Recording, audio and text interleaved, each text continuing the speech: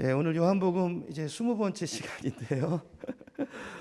오늘 말씀의 제목은 예수님의 형제들도 안 믿었다라는 제목입니다. 자, 오늘은 이제 여러분과 예수님의 가족에 대해서, 특별히 형제들에 대해서 좀 말씀을 나눠보려고 하는데요. 마태복음 13장에 가보면, 자, 오늘 본문에는 예수님의 형제들의 이름은 나오지 않죠. 마태복음 13장에 가보면 이름이 나옵니다. 예수님께서 자기 고향에 오셔서 말씀을 기가 막히게 설교를 하세요. 그러니까 그 설교를 듣고 동네 사람들이 깜짝 놀랍니다. 그러면서 하는 얘기가 나오는데요. 마태복음 13장 54절을 보면, 스크린 보세요. 보면 이렇게 말해요. 아니, 이 사람의, 예수를 보고 말이죠, 이 사람의 이런 지혜와 능력이 도대체 어디서 나오는 거냐. 55절, 이 사람은 우리가 아는 목수 요셉의 아들이 아니냐. 우리가 이 사람의 어머니 마리아도 알고 예수의 형제들도 아는데 다 보통 사람들이거든요. 아니, 근데 이 사람의 이런 지혜와 능력이 도대체 어디서 나오는 거지? 깜짝 놀랐다는 거예요. 그러면서 자, 55절을 보면요, 예수님 형제들의 이름이 쭉 나옵니다. 자, 55절 보여주세요. 그 보면, 자, 그 형제들은 야고보, 요셉, 시몬, 유다라 하지 않느냐. 네 형제 이름이 나오죠. 자, 그리고 56절에 보니까 그 누이들은, 이름은 나오지 않지만 누이들이 복수로 돼 있어요. 그러니까 여자 형제들이 적어도 둘 이상이란 뜻이죠. 그렇죠? 그러니까 이걸로 봐서 예수님의 형제들은, 예수님이 몇 남매십니까? 예수님 빼고 남자 형제가 넷, 여자 형제가 적어도 둘 이상이니까 적어도 예수님은 7남매 이상인 거예요. 거기에 맞이죠. 아시는 것처럼 예수님은 성령으로 잉태되셨고, 그렇죠? 요셉이 아내가 잉태된 것을 알고 동침하지 않았잖아요. 그리고 이제 예수를 낳고 나서 이제 정상적인 부부 생활을 하면서 자녀들을 이렇게 낳았다는 거예요. 소개가 되고 있어요. 자, 오늘 본문에도 보면요, 요한이 예수님의 형제들 이야기를 꺼냅니다. 근데 뭐 긍정적인 얘기는 아니에요. 형제들도 안 믿었더라, 이제 이 이야기를 하는데, 자, 오늘 요한이 이 형제 얘기를 왜 하는 걸까요? 자, 이게 오늘 설교의 주제입니다. 주제. 자, 우리가 몇 주 전에도 이제 말씀을 상고했지만 예수님께서 예루살렘에 가셔서 38년 된 병자를 고치시죠. 38년 동안 기동하지 못했던, 꼼짝하지 못했던 그런 병자를 고치세요. 자, 근데 그 환자를 고치신 날이 언제입니까? 안식일 날이었어요. 안식일 날. 자, 그 일로 인해서 당시 유대 종교 지도자들은 예수를 비난했습니다. 그러니까 그 사람들 눈에는, 아니 38년 동안 고생하다가 그 병자가 고침을 받았으니까 병에서 자유케 된 거잖아요. 그러니까 그 사람의 기쁨, 그 사람의 구원은 눈에 안 들어오는 거예요. 그리고 오직, 아니 왜 안식일을 범해? 율법에 보면은 분명히 안식에 일하지 말라고 돼 있는데 왜 거룩한 안식일을 깨는 거야? 이러면서 예수님을 책잡고 비난하는 장면이 나와요. 근데 예수님께서, 아니 그 말을 듣고 좀 내가 미안합니다. 좀 내가 잘못됐습니다. 이러시면 뭐 얘기가 뭐 그냥 잘 흘러갔을지도 모르겠는데 예수님은 전혀 타협이 없으셨죠. 그렇죠? 오히려 예수님 뭐라고 말씀합니까? 오히려 당신이 안식일 날에 그런 일을 꼭 해야 되는 것처럼 말씀을 하세요. 그래가지고 뭐 내가 안식일의 주인이다, 이런 얘기 하시면서요, 그 상대방의 마음을 아주 확 뒤집어 놓으세요. 그렇죠? 그리고 어떤 얘기도 하세요? 하나님이 안식일에 일하시니까 나도 일한다, 그러면서 자기를 하나님과 동격에 놓으면서 하나님 행세를 하는 걸로 들리는 거예요. 그러니까 유대 종교 지도자들이 어떻게 뿔이 난 거죠. 그래서 예수를 그때부터 잡아 죽이려고 모의를 꾸미기 시작합니다. 자, 이게 배경이에요. 그래서 오늘 본문 이제 7장 1절로 가보세요. 자, 1절에 보면 이후에라고 되어 있죠. 이런 일 이후에, 그렇죠? 유대인들이 다 예수를 죽이려고 하는 그런 일들이 일어났다는 것입니다. 자, 그래서 예수님께서는, 자, 유대 지도자들이 주로 몰려 있는 곳이 어디입니까? 모여 있는 곳이 이제 유다 지방이잖아요. 특별히 예루살렘 지역이잖아요. 그래서 거기 안 가세요. 그리고 어디서 사역하십니까? 이때부터는 주로 갈릴리 지역에서, 변방에서 주로 사역을 하셨어요. 자, 그러다 보니까, 자, 예수님이 집이 태어난 데가 있는 곳이, 그러다 보니까 자연스럽게 이제 집에 머무시는 시간이 전보다 많아졌겠죠. 그래서 이제 동생들 이야기가 자연스럽게 등장을 하는 것입니다. 자, 2절로 가보시면, 자, 오늘 본문의 상황, 이때가 언제냐면, 자, 2절을 보니까 유대인의 명절인 초막절 때가 가까웠다, 이렇게 말씀하고 있어요. 이런 초막절을 아시나요? 초막절은 이제 장막절이라고도 하는데요. 자, 옛날에 이스라엘 백성들이 애굽에서 노예 생활하고 있을 때 하나님께서 모세라는 지도자를 보내서 구원하시죠. 출애굽시키시잖아요. 그리고 나서 광야 40년 생활이 이루어지는데 그 광야에서 고생했던 것, 그죠? 이 어렵게 생활했던 것, 이거를 이제 기념하기 위해서 이스라엘 백성들이 초막절을 지켰어요. 그래서 이제 초막절이 되면 사람들이 전부 다 이제 풀로 집을 이게 그래서 이제 풀초자가 들어가서 이제 우리는 한문 성경으로 초막절이라고 번역이 됐는데요. 그러니까 나무까지 하고 이제 풀을 가지고 이제 장막을 짓고 거기서 일주일을 보냈어요. 지금으로 말하면 이제 텐트 생활을 한 거죠.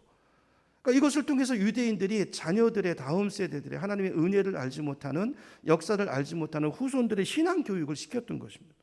그러니까 생각해 보세요. 1년에 한 번씩 아이들 텐트 치고 밖에서 야영하는 거 너무 좋아하잖아요. 그 당시에도 그랬겠죠. 그러니까 1년에 일주일씩을 가족이 거기서 함께 생활을 하니까 애들이 얼마나 재밌었겠습니까? 자, 그걸 통해서 시청각 교육을 통해서 교육을 하는 거예요. 우리 민족이 옛날에는 애굽에서 노예였다는 거죠. 그렇죠? 근데 하나님이 은혜로 우리 민족을 구원해 주셨다. 이걸 이제 후손들에게 상기시켜, 잊어버리면 안 된다.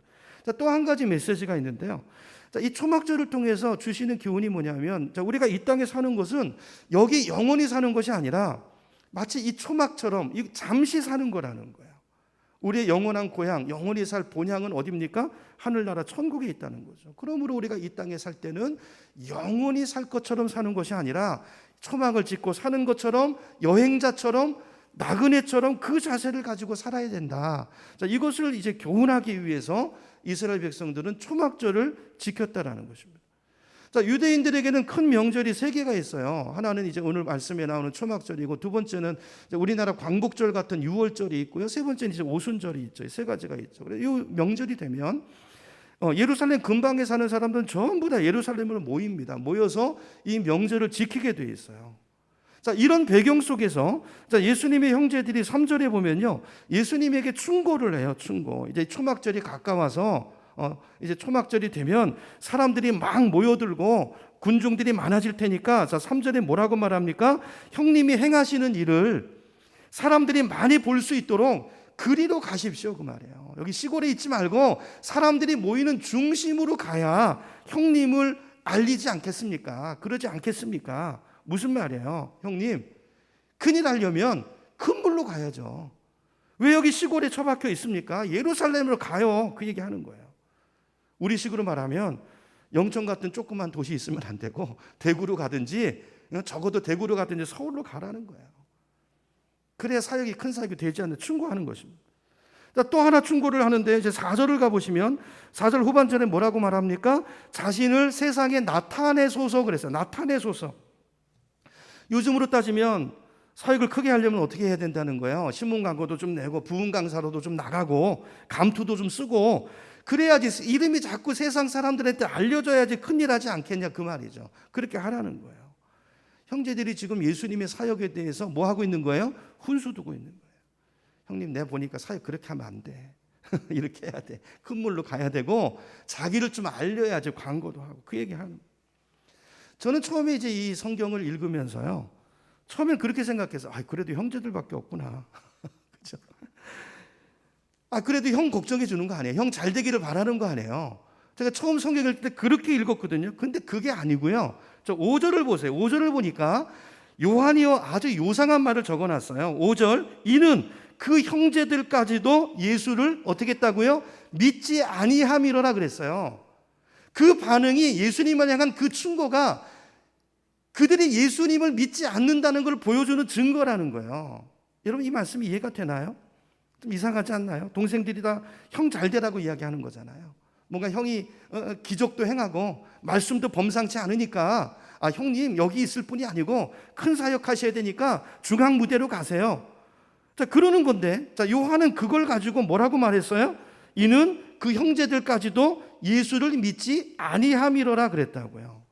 이런 요한이 이 말을 왜 하는 걸까요? 왜 하는 걸까요? 제가 이 말씀을 가만히 묵상해 보니까, 자, 동생들이 형님에게 형님 사역을 이렇게 해야 됩니다, 이런 식으로 코치를 했다는 자체가 뭐예요? 형님이 누군가를 모르는 거예요. 예수가 하나님이시라는 걸 알았다면 그분이 그리스도이심을 알았다면 감히 이런 말 할 수 있을까요? 뭐 사역이 어떻고 주님이 뭘 하시는지도 모르면서 이런 얘기 할 수 있을까요? 모르는 거예요. 천지분간을 하지 못하는 것입니다. 우리도 보통 어떤 사람한테 충고를 할 때는 보통 어떤 마음일 때 합니까? 그래도 내가 저 사람보다 좀 뭘 많이 안다고 생각할 때잖아요. 보니까 답답한 마음에 좀 도와주고 싶어서 그래서 이제 좀 도움이 되는 말을 충고라고 하는 거 아니겠어요? 그러니까 이 동생들이 분간을 못하는 거죠. 예수가 하나님이심을 전혀 모르는 것이죠. 감히 어떻게 우리가 그분이 하나님이라는 걸 안다면 예수님을 코치할 수 있겠어요? 여러분, 예수님은 하나님이십니다. 예수님이 다 계획이 있으시고요, 뜻이 있으시고요, 그 뜻 가운데 움직이시는 거예요. 근데 그 형님을 향해서 도대체 뭐 하는 겁니까? 내가 보니까 그렇게 사역해서 안 돼요. 큰 물로 가고 광고도 하고.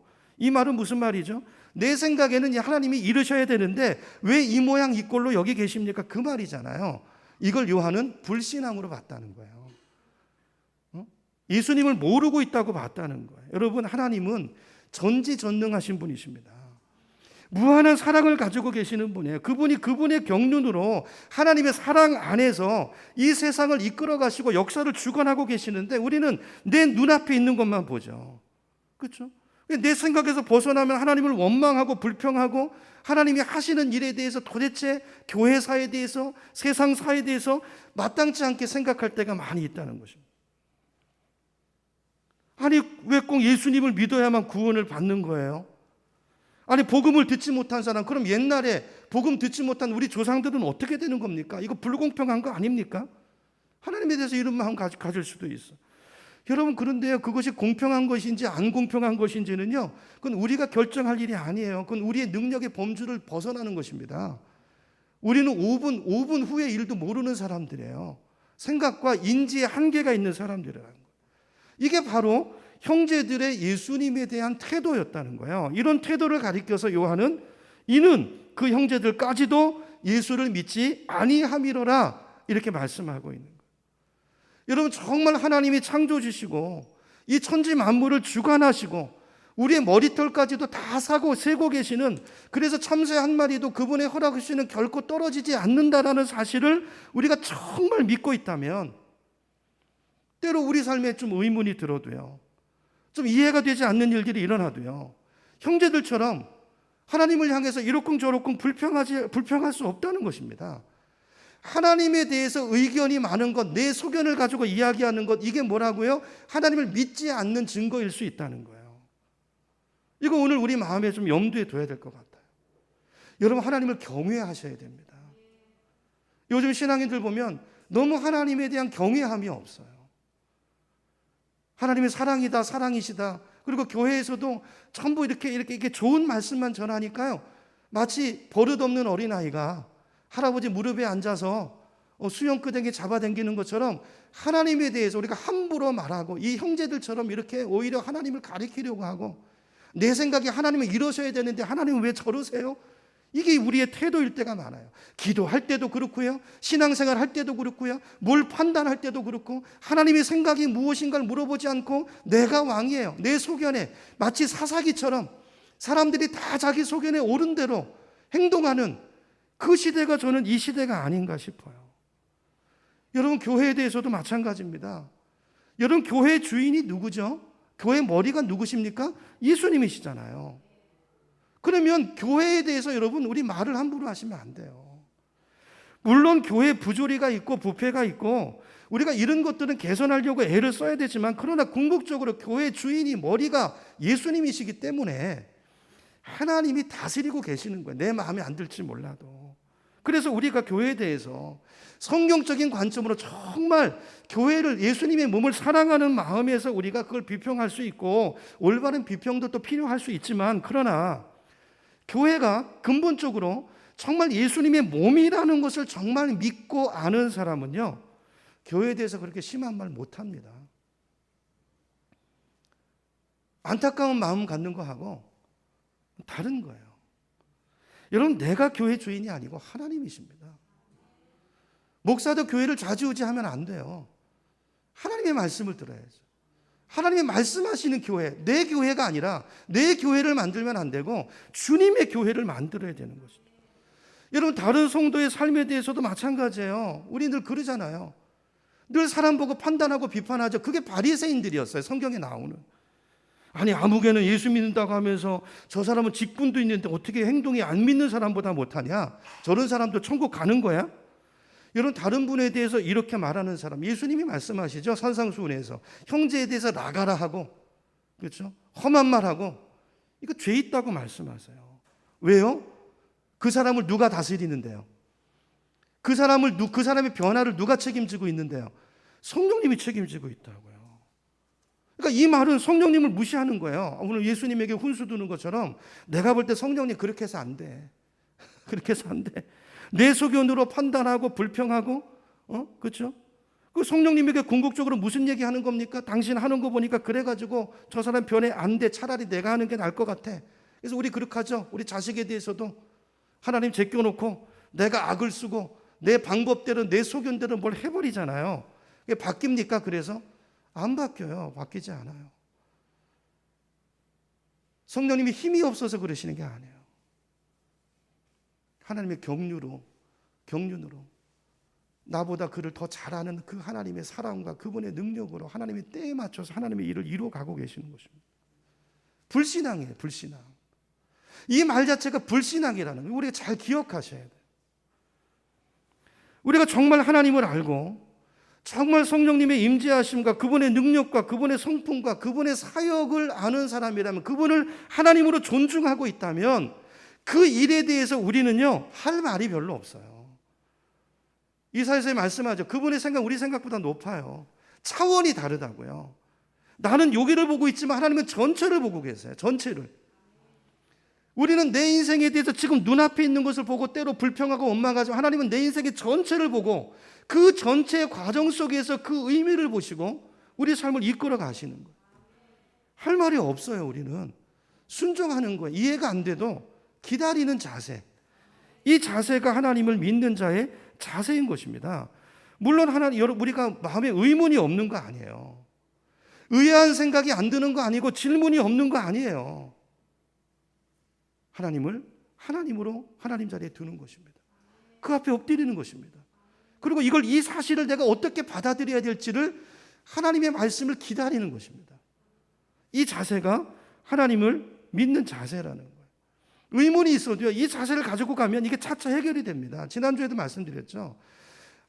예수 믿는 것은요, 다 알아서 믿는 사람 없어요. 이에 대해서 여기 믿으시는 분이 있습니까? 제가 계속 복음에 대해서 말씀드리겠지만 부활도 증거가 있거든요. 그러니까 10개 중에서 한 5, 6개 이게 납득이 되면 그 다음엔 결단하는 거예요. 믿음은 결단이에요. 믿기를 결단하는 거예요. 그러면 나머지 부분, 믿음으로 결단하는 그 부분은 성령님이 채워주세요. 개인의 체험을 통해서든지 기이한 역사를 통해서든지 그걸 믿을 수 있도록 도와주시는 그 성령님. 근데 우리는 내 생각으로, 내 소견으로 이 여지를 두지, 이건 불신앙인 것입니다. 불신앙인 것입니다. 혹시 우리 가운데서 하나님에 대해서 불평이 많고 의견이 많으신 분들은 오늘 심각하게 생각해 보셔야 돼요. 내가 예수님의 동생 같은 성도가 아닌가? 그렇다면 그건 믿음이 없든지 믿음이 있어도 아주 작은 것입니다. 믿음이 작은 거예요. 자, 이렇게 예수님의 동생들이 이렇게 예수님을 믿지 않았던 사람들인데, 자, 근데 보세요. 이제 보면 이 네 형제 중에서 아까 네 형제 이름이 나왔죠. 그 중에서 2명이요 신약 성경의 저자가 돼요. 아셨어요? 여러분 아십니까? 신약 성경의 저자의 2명이 예수님의 형제가 성경의 신약의 저자라는 거 아세요? 자, 거기 아까 보았던 그 마태복음 13장 그 말씀에 나오는 이름이 이 나이 순서로 된 거라면 맏아들 예수님 빼고 맏아들이 야고보겠죠. 야고보 이름이 제일 먼저 나오니까 그 야고보가 야고보서를 썼습니다. 야고보서의 저자예요. 그죠? 그리고 유다 말째 나오는 유다가 유다서를 쓴 저자예요. 여러분 생각해 보세요. 지금 이 시점에서 예수님을 믿지 않았던 형제들이 그럼 언제부터 예수를 믿었던 걸까요?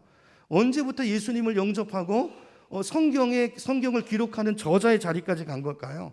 성경을 보면 적어도 예수님이 돌아가시기 전은 아닌 것 같아요. 왜냐하면 예수님의 최후의 만찬을 봐도요, 거기 예수님의 형제들이 등장하지 않습니다. 또 예수님이 십자가에 죽으시는 그 장면을 봐도 어머니 이름은 나오는데요, 형제들은 거기 등장하지 않아요. 자, 그러면 언제부터 이들이 예수를 믿었을까요? 자, 사도행전에 그 답이 있어요. 사도행전을 보면 자, 많은 제자들이 다 흩어집니다. 도망갑니다. 그리고 한 120명 정도 무리가 모여가지고 성령 강림을 위해서 마가 다락방에 모여서 간절히 기도하고 있었는데, 이분들이 누구냐 하면요, 세계를 뒤집어 엎는 기독교를 시작하신 분들이에요. 교회가 여기서 시작이 됐다고요. 그렇죠? 신약 교회가. 근데 그 자리에 누가 있어요? 그 자리에 마가의 다락방의 그 기도의 현장에 예수님의 형제들이 있어요. 형제들이 있어요. 놀라운 일이죠. 사도행전 1장 14절로 가보겠습니다. 거기 보면 자, 마가의 다락방에 모여서 기도하는 사람들이 나오는데요. 자, 13절에 보면, 먼저 13절을 보면 12제자 이름이 쭉 나와요. 그죠? 그리고 14절로 가보면 여자들과 예수 어머니 마리아와 그 다음 누가 나와요? 예수의 아우들이 나와요. 예수의 아우들과 더불어 마음을 같이하여 오로지 기도에 힘써다라 그랬어요. 힘써다라. 여러분, 예수님이 십자가 죽으실 때까지만 해도 형제들은 예수님을 안 믿었습니다. 근데 2달도 되지 않아서 초대교회가 이루어지는 그 간절한 기도의 불길이 있는 그 자리에 누가 있어요? 예수의 아우들이 거기 있어요. 어떻게 된 거죠? 무엇이 이 사람들을 그 자리로 이끌어온 거죠? 무엇이 이들을 변화시킨 것이죠? 아니, 그동안 예수님이랑 같이 살면서 직접 예수님의 말씀도 듣고 직접 행하시는 기적을 보고도 안 믿었던 사람들인데 어떻게 이들이 예수를 믿게 된 것이죠? 그 답이요, 고린도전서 15장에 나옵니다. 여러분 아시는 것처럼 고린도전서 15장은 부활장입니다. 부활장. 여기 말씀을 보면 부활의 주님이 찾아가서 만나주신 사람들의 명단이 나오는데요, 그 명단 중에 누가 나오냐 하면 예수님의 형제들이 있어요. 3절부터 보겠습니다. 고린도전서 15장 3절 스크린을 보시면, 내가 받은 것을 먼저 너희에게 전하였노니 이는 성경대로 그리스도께서 우리 죄를 위하여 죽으시고 장사 지낸 바 되셨다가 성경대로 며칠 만에요? 사흘 만에 다시 살아나사 그 다음 누구에게 보이셨다고요? 게바에게, 베드로에게 보이시고 또 후에 12제자에게 나타나시고 6절 그 후에 500여 형제에게 동시에. 여러분, 그 당시에 부활은요, 부인할 수 없는 증거였어요. 동시에 500명의 사람들, 그들이 대다수 살아있어요. 증인들이 살아있어요. 어떤 사람은 잠들었고, 자 7절 보니까 그 후에 누구에게, 누구 이름이 나옵니까? 그 후에 야고보의 이름이 나와요. 야고보가 누구죠? 아까 봤던, 듣고 계시는 거죠? 예수님의 동생 야고보가 여기 나와요. 7절에 나와요. 예수님과 함께 먹고 자고 직접 그분의 가르침을 듣고 기적을 보고 그러고도 믿지 못했던 야고보가 부활하신 주님을 만나고 믿는 사람이 됐어요. 여러분, 예수님의 부활이 사실이라는 증거 중에 하나가 뭐냐면 부활의 주님을 만난 사람들이에요. 그 사람들을 보세요. 그 사람들이요, 부활의 주님을 만나기 전과 후는 완전히 다른 사람입니다. 다른 사람이에요. 야고보도 그 한 예고요. 그렇죠? 야고보도 그 한 예고. 여러분, 사울 아시잖아요. 사울이 어떤 사람이었습니까? 예수 믿는 사람들을 보기만 하면 그냥 잡아 족치고 가두고 핍박하던 그 청년 사울이요, 예수 믿는 사람이 어디 숨어 있다는 소식을 듣고 그 사람들을 잡으려 가다가 다메섹 도상에서 부활의 주님을 만납니다. 그리고 나서 전혀 다른 사람이 돼요. 지금까지 자기가 핍박했던 예수를 목숨 걸고 전하는 사람이 됩니다. 나중에는 예수를 위해서, 복음을 위해서 순교당하는 사람이 돼요. 어떻게 설명할 수 있죠? 예수를 모른다고 부인하고 저주까지 하면서 부인하던 베드로가요, 부활의 주님을 만나고는요, 죽음을 두려워하지 않아요. 담대하게 복음을 전하다가 매도 맞고 감옥에 갇히고 나중에는 어떻게 죽습니까? 십자가에 거꾸로 매달려 죽어요. 여러분, 예수님의 부활이 사실이 아니라면 어떻게 이런 일이 가능하죠? 지금도 마찬가지입니다. 지금도 부활의 주님을 만난 사람들은요, 보세요, 복음을 위해서 중국에서, 북한에서 다 부활의 주님을 만난 사람들이에요. 여러분, 오늘 이 본문이 우리에게 뭘 말하는 것일까요? 우리 가운데도요, 야고보 같은, 예수님의 형제 같은 사람이 있을 수 있다는 거예요. 어려서부터 교회 안에 자라서 교회 생활에, 교회 문화에 익숙해요. 예수님에 대해서도, 예수님에 대해서 잘 알아요. 하나님에 대해서도 잘 알고 성경 퀴즈 대회 나가서 1등도 하고, 그러면서도 예수님이 진짜 믿어지지 않는 분이 있을 수 있다는 거예요. 특별히 모태신앙. 태어나면서부터 자동적으로 교인이었던 분들. 이런 분들은요, 예수님을 나의 주님으로 영접하는 어떤 결단이라든가 헌신이 없을 수 있어요. 그 인생 가운데 반드시 이 과정이 있어야 돼요. 예수님을 영접하는 결단, 헌신이 있어야 돼요. 이거 없이 그냥 교회 다니고 그러다가 나이가 들어서 세례 주니까 세례 받고 직분 주니까 직분도 받고 자, 이렇게 교회 생활만 오래 하신 분들 이거 안 돼요. 이거 안 돼요. 예수님과 오래 지냈다고 예수 믿는 거 아니라는 거 오늘 말씀하잖아요. 요한이 그거 지적하는 거예요. 예수를 진짜 믿으려면 부활의 주님을 만나셔야 됩니다. 부활의 그 주님이 나의 하나님이 실제로 되어야 됩니다. 그 주님을 모시고 사는 게 예수 믿는 거예요. 그러지 않으면 바리새인들처럼 되기 쉬워요. 예수 믿기가 점점 힘들어져. 예수 믿기 제일 힘들었던 사람이 누군지 아시죠? 바리새인, 사두개인, 종교 지도자들입니다. 착각이에요. 자기가 잘 믿는 줄 알았는데 아니에요. 오늘 본문에 보세요. 오늘 본문 다시 보세요. 5절. 이는 그 목사들까지도 예수를 믿지 아니함이더라. 이럴 수 있다고요. 이는 그 장로님들까지도 예수를 믿지 아니함이더라. 그럴 수 있다고요. 누가 볼 때요? 하나님이 볼 때. 하나님의 사람, 성령의 감동으로 요한이 볼 때 그럴 수 있다는 것입니다. 여러분, 하나님에 대해서, 교회에 대해서, 성도에 대해서 아까 말씀드렸죠?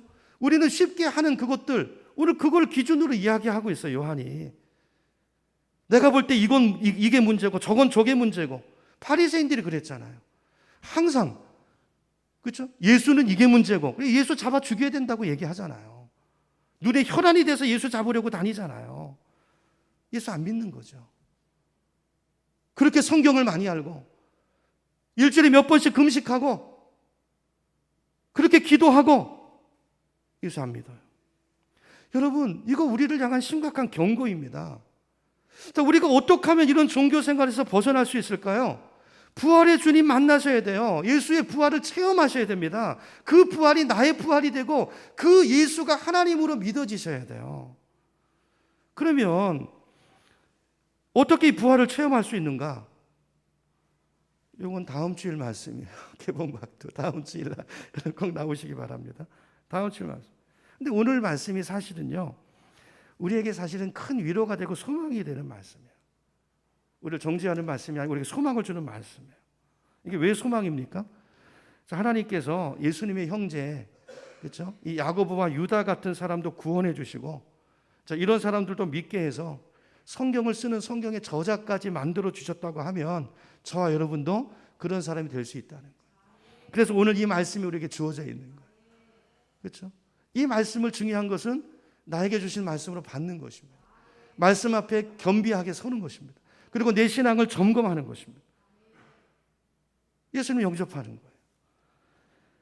자, 이렇게 동생들이 이제 예수님에게 이제 코치를 하는데요. 자, 예수님께서 거기에 대해서 어떤 말씀을 하시냐면 이제 6절로 가보겠습니다. 6절에 가보면 7장 6절입니다. 예수님께서 이르시되 때에 대한 이야기를 하세요. 때. 지금 올라가야 됩니다. 뭐 이런 얘기하니까 내 때는 아직 이르지 아니하였거니와 너희 때는 늘 준비되어 있느니라. 알듯 모를 듯한 말씀이죠. 8절에 보니까 너희는 명절에 올라가라. 너희는 올라가라. 그러나 나는 내 때가 아직 차지 못하였으므로 나는 이 명절에는 올라가지 아니하겠노라. 예수님께서 때에 대한 말씀을 하십니다. 내 때가 아직 차지 않았다는 거죠. 자, 여기 때라는 말은요. 때라는 말은 헬라어로 이제 카이로스라는 단어입니다. 그러니까 특별한 의미가 있는 시간이라는 거예요. 흘러가는 시간이 아니라 하나님께서 특별한 의미를 부여한 시간, 하나님의 그 시간이 아직 오지 않았다는. 그러니까 예수님 그때 하나님의 시간, 카이로스의 시간에 맞춰서 예수님은 움직이셨던 분이시죠. 주님의 말씀은 그때가 오지 않았다는 거. 그러면서 형제들에게 하는 얘기가 뭡니까? 너희들은 이 때에 대한 하나님의 때, 카이로스에 대한 개념이 아직 없지. 너희들은 항상 그때가 이때라고 생각하지만 그게 아니고 하나님의 때가 있어. 카이로스의 시간이 있어. 여러분, 우리가 신앙생활하면서 이 하나님의 때를 분별할 수 있는 지혜를 가져야 됩니다. 굉장히 중요한 거예요. 내 시간표가 아니라 하나님의 시간표. 하나님의 그 시간 안에서 나를 보고 내 인생을 보고 우리의 사명을 보고 내 역할을 보고 그 삶을 살아가야 돼요. 그 기준이 하나님이에요. 하나님. 그죠? 하나님. 그래서 우리가 기도할 때도 우리는 기도할 때도 항상 응답이 바로 오기를 바라잖아요. 근데 이런 기도 응답과 관련해서도요, 우리가 꼭 기억해야 될 것 두 가지가 있는데요. 첫 번째는요, 때입니다, 때. 하나님은 반드시 응답하세요. 그런데 그 때는 누구의 소관이에요? 하나님의 소관, 하나님의 주권이에요. 근데 우리는 그 주권마저도 어떻게 합니까? 하나님한테 코치하려고 하죠. 내가 다 정해놔요. 그리고 지금 주셔야 됩니다. 이 형제들처럼 예수님을 충고하는 것처럼 하나님 그렇게 할 때가 많아요. 뭐라고요? 믿음이 없다는 거예요. 하나님 믿지 않는 거예요. 하나님이 어떤 분인지 모르는 거예요. 자기가 구하는 게 뭔지도 몰라요. 지금 이때에 그게 주어지면 이게 내 인생에 어떤 영향을 끼칠지도 모르고 하나님을 믿지도 않고 그것도 모르면서 하는 그 때는 하나님의 소관이에요. 두 번째, 하나님이 응답하시는 방법, 이것도 하나님의 소관이에요. 하나님 주권입니다. 근데 우리는 때도 내가 정하고 방법도 내가 정해요. 그리고 요때 요거를 요 방법으로 요렇게 해달래요. 뭐죠? 5절. 이는 그 형제들까지도 예수를 믿지 아니합니다. 요한이 얘기하는 거예요. 여러분, 안 믿는 분들의 구원을 위해서 기도할 때도요, 하나님의 때가 있음을 여러분 염두에 두시기를 축복합니다. 내가 할 일이 있고 하나님이 하실 일이 있어요. 때는 하나님의 소관. 그렇죠? 자, 우리는 특별히 이제 뭐 남편이나 아내가 믿지 않을 경우에는 마음이 막 답답하고 조급하잖아요. 이러다가 하늘나라 가면 어떡하나.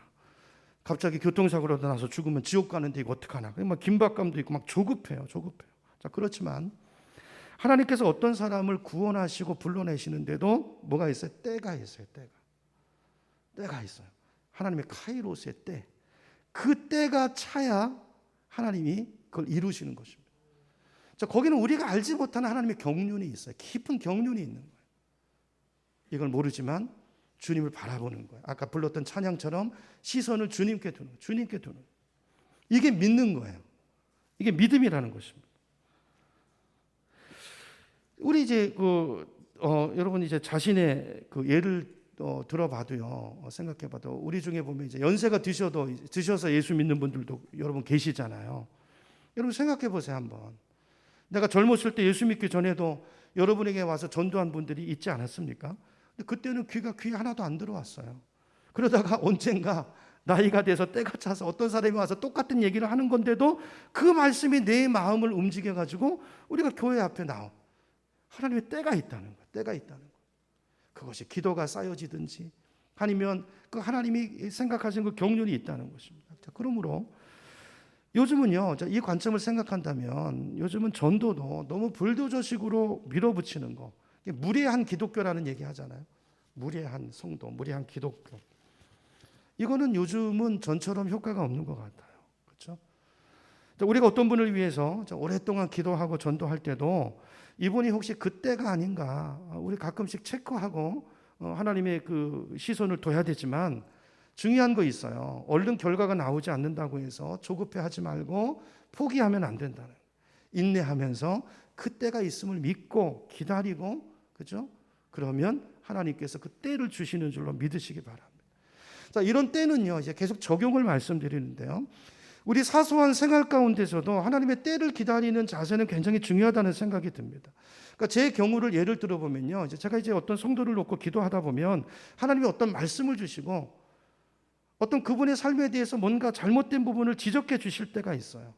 하나님이 주신 생각일 수 있죠. 자, 그런데 이것도 하나님의 때를 기다리는 지혜가 필요하다는 거예요.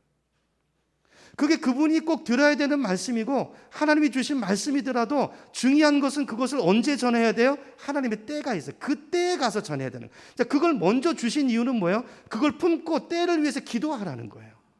근데 제가 이걸 잘 몰랐어요. 근데 이게 오면요, 마음이 급해져가지고 당장 전화해가지고 바로 이야기하고 그랬는데요, 이게요, 좋은 얘기면 모르겠는데 별로 부정적인 얘기라면, 그분을 지적하는 얘기라면 굉장히 기분 나빠하세요, 대부분은. 그리고 못 받아들이세요. 자, 이런 시행착오를 몇 번 겪고 나서 그 다음부터는 제가요, 말씀이 오면 그 다음부터는요, 때를 찾기 시작했어요. 어떤 때요? 카이로스, 하나님의 때. 내 때가 아니고 아무 때나 하는 게 아니라, 오늘 말씀처럼 아무 때가 아니라 하나님의 때. 하나님, 제가 이 이야기를 전했을 때 이 말씀이 그분에게 하나님이 주신 말씀이면 순하게 들려질 그 때를 주십시오. 때를 주십시오. 그죠? 그래서 여러분 심지어는 가족이라도요, 아내한테 이야기할 것도요, 하나님이 주시는 때를 기다리고, 자녀들한테 이야기할 것도요, 내 자녀니까 밑에니까 함부로 하는 게 아니라 하나님의 때를 살피면서 기다리고 그걸 품고 영글 때까지 기도로 품는 거예요. 자, 그러면요, 하나님이 때를 주세요. 반드시 주십니다. 그 때가 오잖아요. 그 때 지금 가서 전하라, 이 사인을 듣고 가서 전하면요, 아무리 심한 이야기를 해도 이상해요. 그걸 그대로 해요. 그대로 하는데 그걸 받아요. 누가 하는 거예요? 하나님이 하시는 거예요. 제 경험에 의하면 그 말씀 못 받아요. 제가 조심스럽게 또 물어봤어요. 하나님, 이거 진짜 이거 가야 되는 거죠? 가서 이야기해야 되는 거죠? 가라. 하나님, 이거 정말이죠? 정말이죠? 나 전에 이런 일 당했는데 또 이러시면 안 됩니다. 가라. 놀라워요. 받으세요. 받으세요. 이런 하나님의 때를 구하시는, 가족 관계에서도요, 친한 관계에서도 그런 지혜를 따라 움직일 수 있는 저와 여러분 되기를 축복합니다. 자, 반대로요. 자, 그렇다면, 자, 반대로 다른 관점에서 보면 하나님의 때가 있기 때문에 하나님의 때가 있는 거잖아요. 근데 그 때를 놓치면 그 때가 내 인생에 다시 오지 않을 수 있다는 것도 염두에 두셔야 돼요. 때가 있어요. 이 때를 잘 분별해야 된다는 거죠. 오늘 6절로 가보세요. 6절로 가보면, 자, 예수께서 가라사대 내 때는 아직 오지 않았다. 그러나 너희의 때는 언제나 마련돼 있다. 무슨 말입니까? 때를 놓치지 말란 말이에요. 우리말 성경 좀 어렵게 번역돼. 때를 놓치지 말라. 하나님 때에 집중하라는 거예요. 그 때를 분별하고 때를 붙잡으라는 거예요. 에베소서에도 나오죠. 기회를 놓치지 말고 붙잡으라. 그러므로 여러분, 하나님이 주시는 결단의 때라고 생각이 되면 성령이 그 마음을 주실 때가 있어요. 그러면 여러분 즉시 순종하시기를 축복합니다. 여러분, 회개도요, 회개 때가 있어요. 때가. 하나님께서 성경을 보면 이스라엘 백성들에게 예언자를 계속 보내서 회개를 촉구합니다. 죄를 지적하고 회개하라고 말씀하세요. 그런데 그 많은 선지자들이 와서 회개를 외치는데도요, 귀 기울이지 않습니다. 귀 기울이지 않아요. 그러다가 때가 찼어요. 예레미야 성경 같은 데 보면요, 하나님이 이렇게 말씀합니다. 너는 이제부터 이스라엘 백성을 위해서 기도하지 말라 그러죠. 기도하지 말라. 이제 때가 찼다. 회개의 때가 지났다. 문이 닫혔다. 이제는 나라가 멸망할 수밖에 없고 이제 포로로 잡혀갈 수밖에 없다. 여러분, 회개의 때가 있습니다. 그 때가 지나가면 문이 닫혀요. 구원도 구원의 때가 있는 것입니다. 은혜도 은혜 받을 때가 있는 것입니다. 여러분, 이 때를 소홀히 여기시면 안 돼요. 많은 분들이 이 때를 놓쳐서 후회하십니다. 후회하세요. 여러분, 말씀 공부하는 것도 때가 있어요. 나이 들면 하고 싶어도 못합니다. 봉사도요, 봉사할 때가 있어요. 때가. 애들 키우고 뭐 바쁘고 시간 없고, 여러분 시간이 모자라는 것 같지만 내 인생에 요만큼조차 시간이 있으리란 보장이 없어요. 환경이 중요한 게 아니라 하나님의 때를 붙드는 거예요. 그렇죠?